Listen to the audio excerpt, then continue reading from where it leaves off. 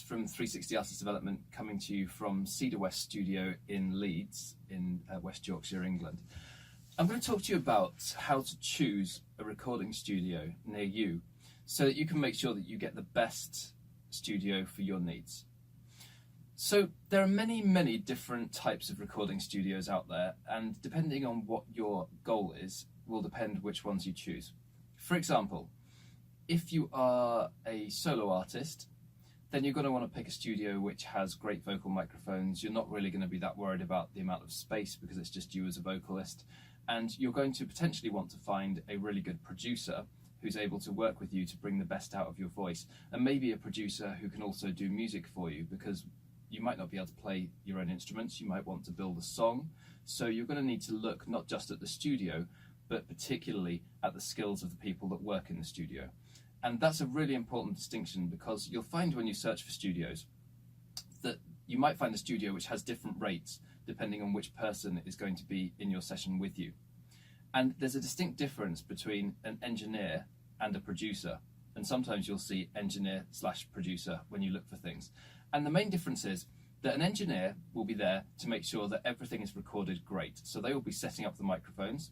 They'll be the ones that record everything in, get all the takes right, make sure that the equipment's working properly, make sure that the studio is functioning well. Whereas a producer is the person who makes the music sound like a record.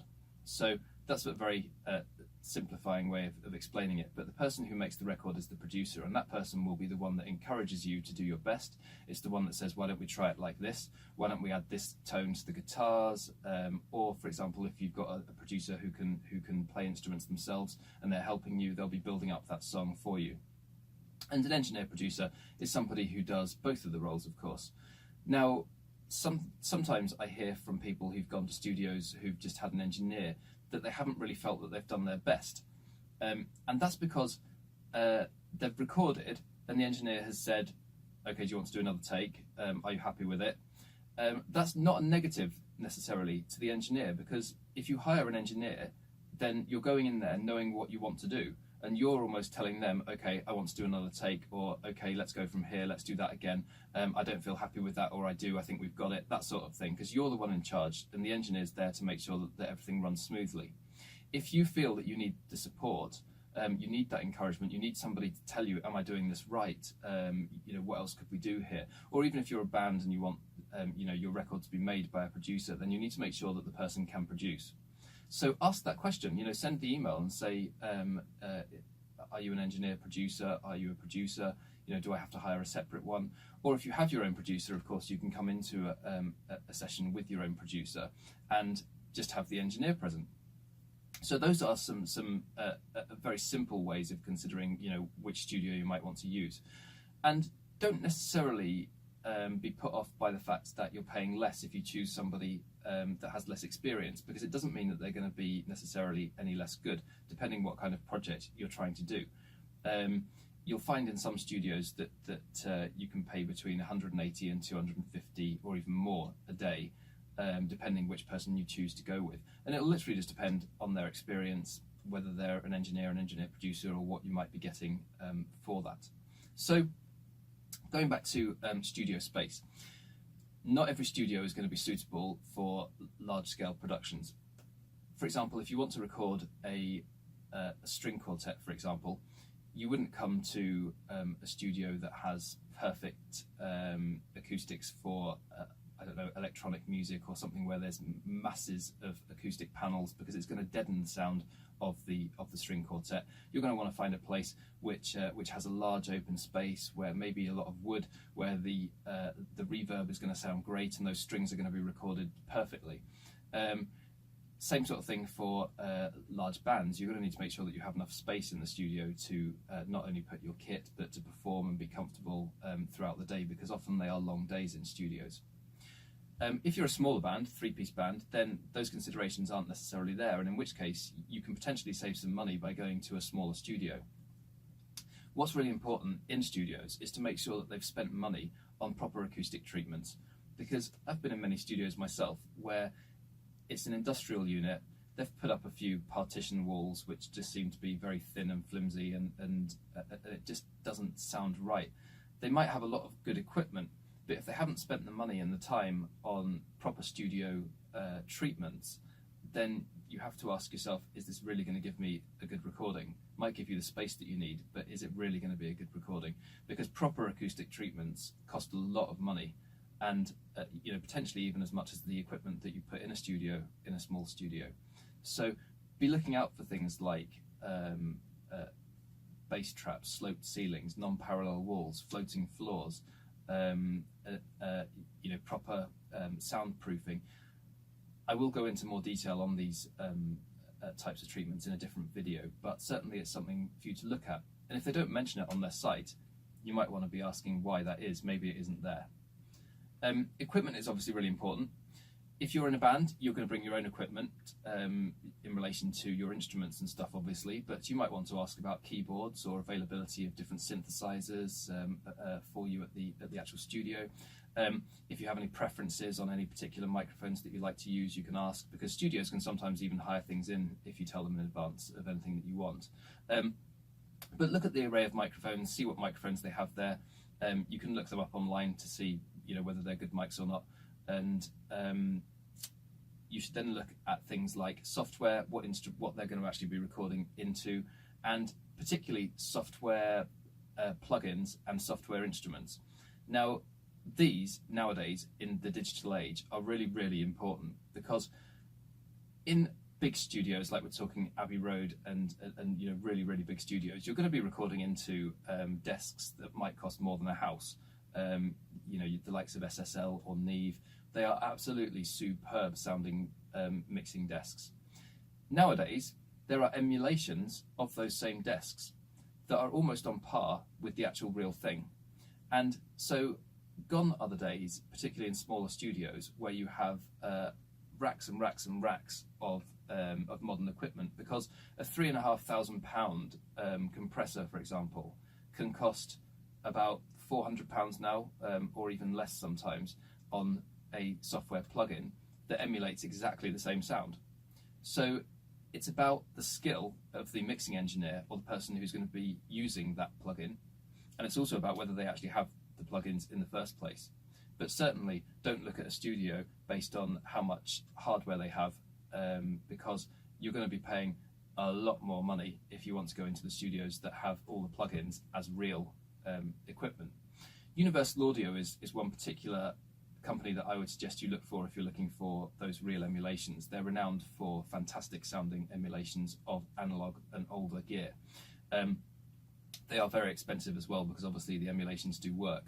And so have a look at the software list, particularly as well with software instruments. And if you want to build up a track, or you want a producer to help you with a track, you want to try and make sure that you've got a good selection of different instruments, whether it be pianos, synths, orchestral stuff, depending obviously on what sort of music you're doing.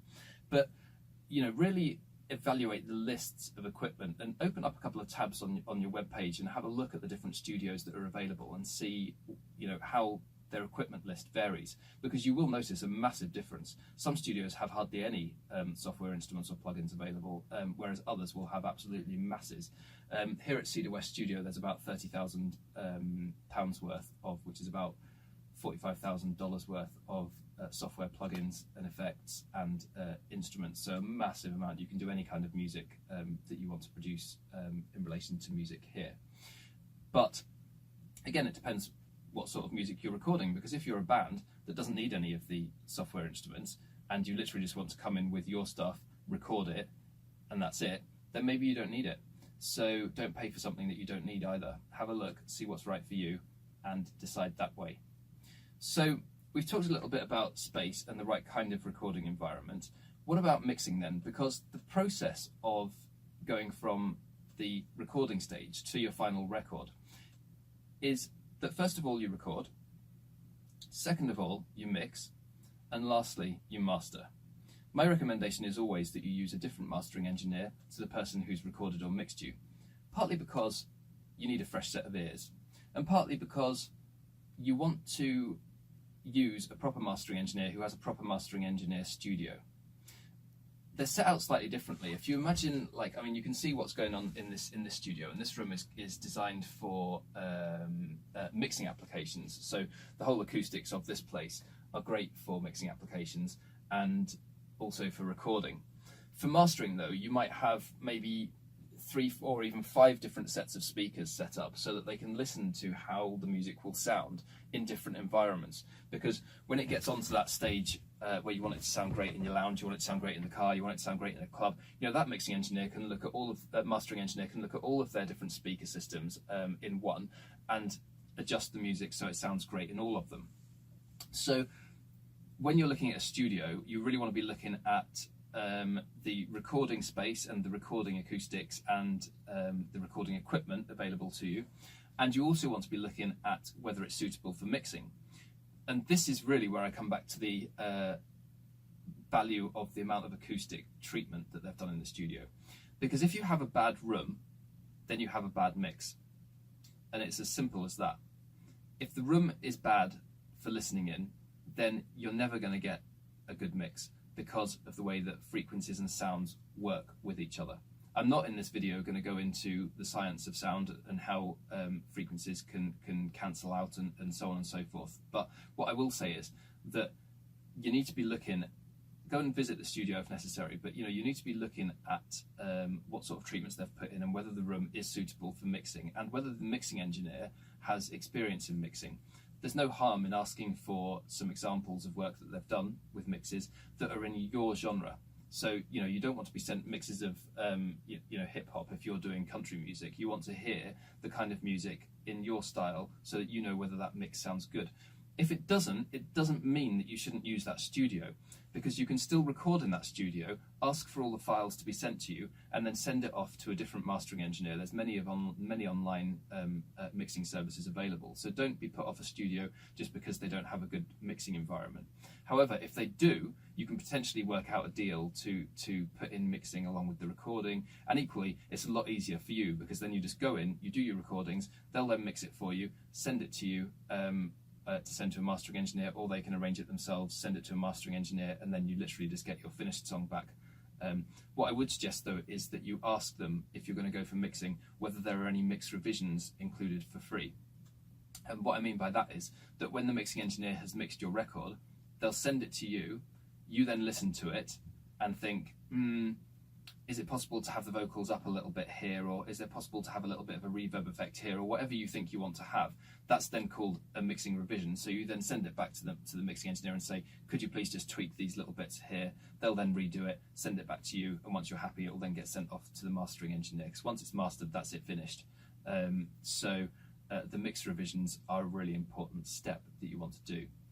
Of course, the other thing that you'll want to consider is how far you're willing to travel, whether it has free parking available, especially if you're carrying in heavy equipment and stuff. You don't want to be parked 50 meters down the road or what have you. If you're carrying really heavy equipment or it's pouring down with rain, you want to make sure that you can park near the studio, that it's got easy access, and that it's secure as well, because if you do end up leaving your gear in the studio for a number of days, depending how long your session is, you want to make sure that it has the right security to make sure that your stuff isn't going to get nicked, and make sure that you have the right insurance for your stuff before leaving it there, because you don't know necessarily whether the studio will cover it if it's stolen whilst in the studio.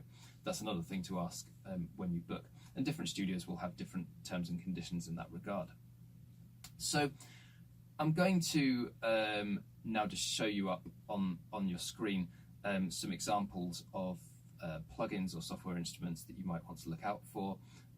Certain types of famous microphones, which are great for recording certain different types of things.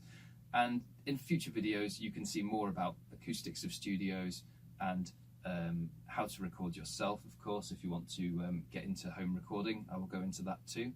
If you do have any questions about choosing a studio near you, then please feel free to drop me a line. The email address is on the screen, but it's record@cedarwest.studio. I'd be happy to answer any questions that you may have.